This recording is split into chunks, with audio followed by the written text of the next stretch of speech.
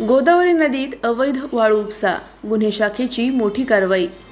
कोपरगावात वाळू माफियांवर धडक ॲक्शन, 15 लाखांचा मुद्देमाल जप्त।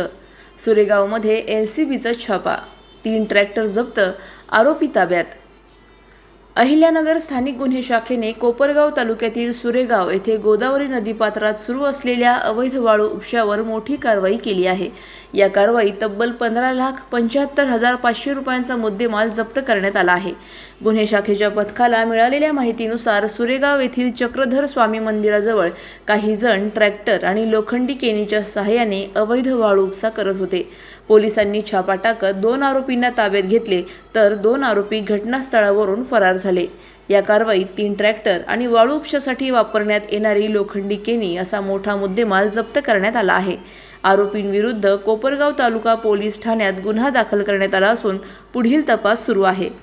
प्रतिनिधी जाकीर शेख, अहिल्यानगर। अधिक माहितीसाठी स्टार इंडिया 1 न्यूज पाहत रहा। चॅनलला सबस्क्राइब करा आणि अशाच अपडेट्ससाठी बेल आयकॉन दाबा।